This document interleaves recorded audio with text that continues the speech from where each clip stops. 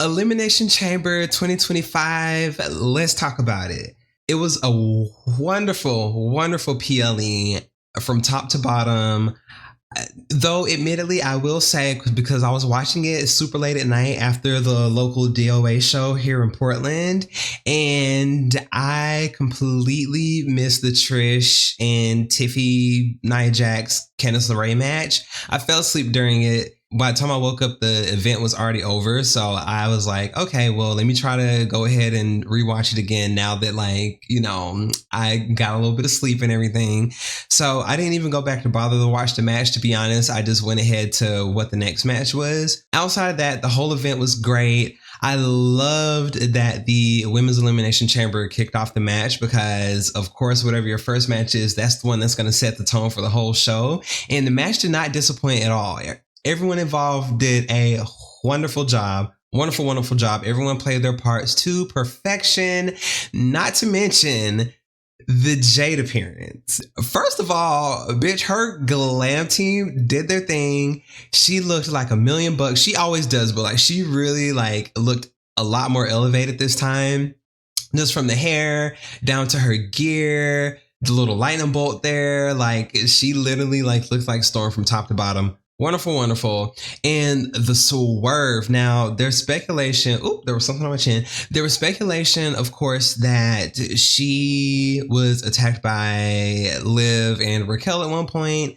We saw the footage on Raw where you saw the two of them leaving the scene of the crime, so to speak. And so obviously, like a lot of the fans, maybe ones who aren't on social media and stuff like that, they probably were already thinking like, oh, well, it was definitely Liv. Like this would be the way she would do things because she's sneaky. She's more of a smart fighter. And so Jay just come to the ring, just storming down to the ring, just looking upset, getting ready to enact her revenge. And then you just see the camera pan to Liv, and Liv is just like looking super, super scared. And she was just, you can see her mouthing, "It wasn't me. I didn't do it. I didn't attack you." And then Jade, they pan the camera back, and then she comes up to the ring, and you just see just nothing but rage in her eyes. But then it looks like she mouths to Liv, "I know you didn't do it." So she comes into the ring. She's looking like she's about to hit Liv, but then she hits her with the pump fake, and then she hits Naomi. And then so of course the crowd is just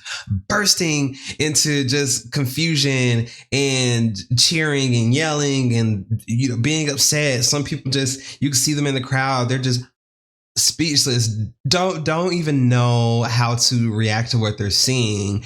And so for those of us that had been on the interwebs, that have been on Twitter per se, or just anywhere else on social media, there was a lot of people saying that Naomi was the one that attacked her. Now, of course, Naomi, who also part of her job is being online, of course, she just kept saying like, "Y'all, it wasn't me. Like, why would I attack my sis? My sis this, my sis that. I didn't attack her." And so on like SmackDown and Raw and all these things, I remember on SmackDown specifically, she was telling Nick Aldis when we initially saw the video with Liv and Raquel leaving the scene of the crime, she was like, "See, I told y'all I didn't do it. My name is clear." And this showed that maybe she's not. We didn't see her fight back or anything. She just was taking the hits and being slammed up against the chamber and being slammed up against the pods. And then you have Bianca in the background being hysterical and just like yelling and crying and just being like, "Jade, no, leave her alone. Why are you attacking her?" And first of all, we got to give Bianca her due because that was an Oscar-worthy performance. I don't care. She acted down for that. She did her thing. And so you just see Bianca just being distraught, and that played its way into the story for the rest of the match, right? Now, of course, shout out to Roxanne and Bailey and Alexa Bliss. They all did well as well. They did their parts. But I personally feel like outside of just the story in general, Liv was the MVP of that match. She did her thing. She took a lot of just like hits and like the moves she received.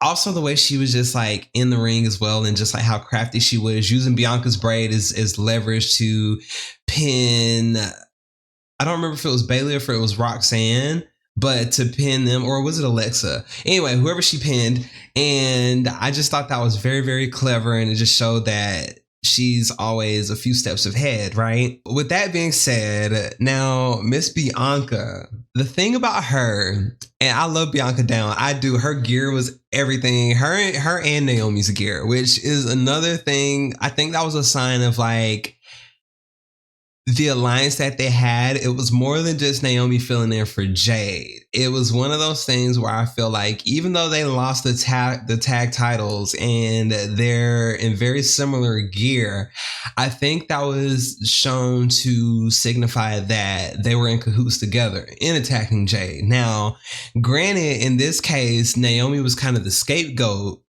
because Bianca was obviously in the chamber, and you know, when Naomi was getting attacked, Bianca was like really overacting. She was really just like stretching it, and I usually think that that is a good way of kind of showing who the actual perpetrator is, because the perpetrator is going to be super dramatic and acting like they're the most innocent person, when really it's the one that's always closest to you is the one that stabs you in the back. And so this is me saying that I think Bianca did it. I do think Naomi did it too, but I think both of them did it together because the motivations are there. For Naomi, it was just more along the lines of like, since she's been back, yes, she's been in like high profile matches and stuff, but she's lost a lot of the bigger opportunities. And so that can be a reason as well to kind of like project her back into her like winning ways and stuff like that. And maybe to do that, she has to like cheat to win, or maybe she has to like take out the biggest threat and everything. And so that leads me to why I think Bianca is the mastermind behind it all, because here you have Jade, who debuted last year after her stint at AEW, being this big deal, already having all the acclaim, already having the accolades, already having all of this like press and stuff on her, right? And she's taller than Bianca. She's bigger than Bianca. She could possibly be stronger than Bianca. And so if Jade is the next one up, then of course Bianca is going to feel some kind of way. She's going to feel like her spot is threatened. She's going to feel like she might go into obscurity because Jade will be the one that will essentially replace her, right? Especially after Bianca's been having just like a stellar WWE career from the moment she debuted on the main roster from NXT. And so there you have it. It was the two of them. The two of them did it together because they need it. They need it. And so now this is going to make Jade into just like this mega baby face, I feel like. And it's also going to make that betrayal hit much harder for Bianca when she turns heel. It's going to be kind of like the heel turn that we saw later in the show with John Cena, right? Where you have this super over baby face. You've had this person that's been compared to John Cena in so many ways. She's a superhero to the kids. She's a superhero to, you know, just black people in general that enjoy wrestling. And she's just the person that they do for a lot of their media, for a lot of their press. And she has like a lot of mainstream appeal outside of just being in WWE, right? And so now that she is the one that's going to be essentially like Jay's antithesis, it just makes sense. Not to mention the interview after the pay-per-view was over, when she was with Biggie and the rest of the crew for that segment, her responses were very media trained. They were very media trained. So obviously if someone's very media trained, they know how to control conversations. Like when they're asked questions, they know how to deflect. They know how to do all these different things. And so it was just, her response just seemed very, very calculated. If you haven't seen it, go out of your way to go see it, because I feel like you'll see what I'm referring to. But anyway, I don't want to spend too much time on this specific part of it because I'm trying to talk about the PLE as a whole. But I'm excited to see what's going to unfold on SmackDown with that storyline specifically. Like I said, I ended up falling asleep during the women's tag team match, so I don't know what happened on that, but I am going to go back and watch it, of course. Next, we have the Kevin Owens and Sammy fight, and my God, if anything, this Elimination Chamber PLE was very, very emotional, and it's just the two lifelong friends that have known each other since they were essentially kids, right? Because you've known each other for 20 plus years, and y'all came up in the business together. Y'all both broke ground together, and y'all have been the worst of enemies. Y'all have been the best of friends, back to being enemies, back to being friends, and now back to bitter enemies, to the point to where now I don't think there's ever any way that they can ever in storyline be friends again. And I kind of love that. Like, obviously, anytime we get a Kevin Owens versus Sami Zayn match, it's always going to hit. And I think that this was just like a great conclusion to their career, just in terms of just how their career has been together, right? Obviously, they still have a lot left in the tank, and they're still going to just do their things, albeit individually. Maybe there might be one more match that they might have as like a blow off match at WrestleMania. But I don't know. But anyway, it was just great from a storytelling standpoint. The violence was brutal. The emotions, even after the match with Kevin Owens, when Randy Orton made his triumphant return, right? Kevin Owens looked at him and you could just see like he was distraught. Kevin Owens, if anything, no one can ever take away from him how great of an actor he is, because he literally like looked so disheveled. He looked distraught. He looked like he essentially killed his best friend, right? And so you could just see that all over his face. Now, I'm ready to see what's going to happen with Randy Orton and Kevin. I imagine they might have a match or so. But yeah, I don't know. I thought that was spectacular. Excited to see where the rest of that storyline goes as well. It was just so good. So good. All right. And now the men's Elimination Chamber match. So I'm going to be honest. It was a great match, yes, but to me, it was nowhere near as great as the women's. And that's not to say that the men's one was bad, because it wasn't by any means, but it was just not as good as the women's, in my personal opinion. But I do like the way it shaked out. I think the right person won, considering what happened after and considering what the future could look like storyline wise. I absolutely don't give a shit about Logan Paul. Damian Priest did great. Drew did great. Seth, obviously, I think this match had a great way of showing how he is his own worst enemy and how he keeps getting in his own way. Now, of course, Seth is obviously done a lot in WWE. He has so many accolades. He's done so many things. He's been a part of so many high profile feuds and storylines and everything like that. But this current iteration of Seth is great in that he's just his own worst enemy, right? And so him being the reason that he doesn't supposedly get a WrestleMania match is everything. And I don't know if this is going to lead to a Seth Punk WrestleMania match. I don't think so. I think somewhere, some kind of way, we're going to get a Roman Seth match, perhaps.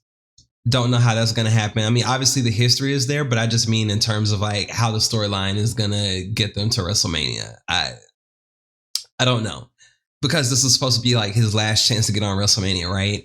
So I don't know, but CM Punk, I'm a CM Punk girl. All right. Yes. He was who I wanted to win, obviously, because I want him to get to WrestleMania, but I do feel like his match is still going to happen and it's still going to be the main event some kind of way. I think that he might get interjected into the Jay Gunther match. Maybe it's the favor that he still needs to cash in from Paul Heyman, considering that him and Jay, CM Punk, were in the match with Roman and Jimmy and Sammy against Solo and his bloodline at War Games. And so I think that's where his main event is going to be.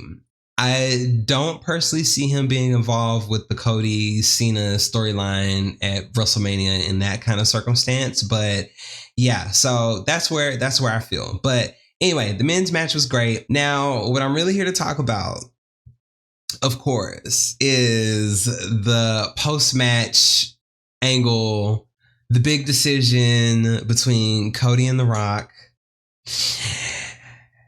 And y'all, when I tell you I didn't see the Cena Hill turn coming, I honestly didn't. I didn't think that Cody was going to take this opportunity to turn. So I didn't see that being a thing at all. Like, I knew Cody was gonna just stay a face because he's been built as like this ultimate baby face, right? He's the baby face that comes after Cena. After Cena has held it down as the top baby face for so long. And I'm going to tell you, I personally thought that some kind of way, I thought CM Punk would have been the person that was going to sell his soul. Like, I thought he would have found a way to interject himself into this segment. Maybe I thought that this is where the Paul Heyman stuff would have came in, with him cashing in on the favor. Just because, you know, obviously Rock and Paul Heyman have a connection just through Paul just being involved with the Anoa'i family and that lineage for so long, and Rock being a byproduct of that familial line and everything. I don't know. I had a lot of like headcanon in my head about how I thought this was going to go. So clearly that did not happen. I thought I was going to be like, oh, we're going to finally get like a corporate Punk instead of Chicago made Punk, which is what the CM stands for, or Chick Magnet Punk. I thought we were going to get corporate made Punk or corporate man Punk or something like that. And that did not happen. So I don't know. I thought it would have just been an interesting way for his character to take a turn, especially considering that when he came back to WWE, he mentioned that he wasn't here to make friends. He was here to make money. And who has the most money? The Rock is the biggest movie star in the world, allegedly, and the biggest box office guy, right? And so it would have made sense to me some kind of way. I thought it would have just been an interesting way to make himself a contradiction, you know, of what he stood for years ago and what a lot of his characters been, just being like this Punk guy, right? So that didn't happen. And so I did not see Cena turning at all. And the fact that he did, first of all, I didn't think it was going to happen because I was just like, there's no way WWE is going to pull the trigger on this, right? Because Cena is just Cena, you know, like you can't turn him heel. Why would they turn him heel this late in the game? He's about to retire. But then there is the fact that he has 11 more months left. And I don't know, but I think maybe this might be like some sort of like new rendition of like 2-man power trip, but with like a corporate kind of like feel to it or something. I don't really know. Or maybe it could be like a new Mega Powers or something, because you have these two guys that have transcended WWE that are out in Hollywood and everything. And like, I don't know.